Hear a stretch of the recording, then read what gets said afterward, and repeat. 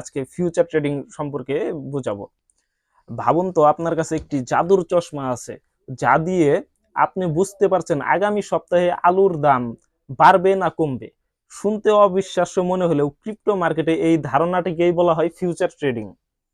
আজ আমি আপনাদের কোনো জটিল থিওরি দেব না, বরং একদম সহজ করে বলবো ফিউচার ট্রেডিং এ আসলে কি এবং কেন এখানে লোক যেমন কোটিপতি হয় তেমন সব হারিয়ে একবার রাস্তার ফকির হয়ে যায়।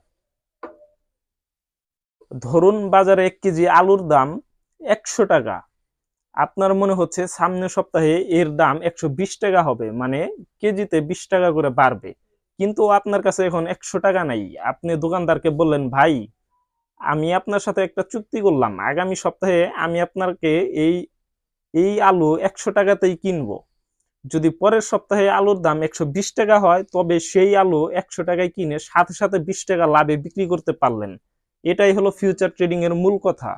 ভবিষ্যতের দাম নিয়ে আজই একটি চুক্তি করা, যেখানে দাম বাড়লে যেমন লাভ, যেটাকে লং সেল বলে, লং বাই বলে, আর দাম কমলে তেমনই লস, এটাকে বলে শর্ট সেল।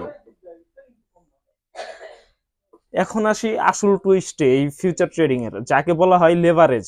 আপনার পকেটে আছে মাত্র 10 টাকা, কিন্তু এক্সচেঞ্জ আপনাকে বলছে চিন্তা নেই, আমি তোমাকে 90 টাকা ধার দিচ্ছি। এটাকে বলে 10 গুণ বা 10x লেভারেজ। সুবিধাটা কি? লাভ হলে 10 টাকায় 10 গুণ লাভ হবে, কিন্তু সাবধান, যদি দাম আপনার ভাবনার বিপরীতে যায়, মাত্র 10% কমে গেলেও তবে আপনার পকেটের 10 টাকা সাথে সাথে জিরো হয়ে যাবে। একে বলে লিকুইডেশন। ফিউচার ট্রেডিং এ এটা সবচাইতে বড় ট্র্যাজেডি। ফিউচার ট্রেডিং এ কোনো লটারি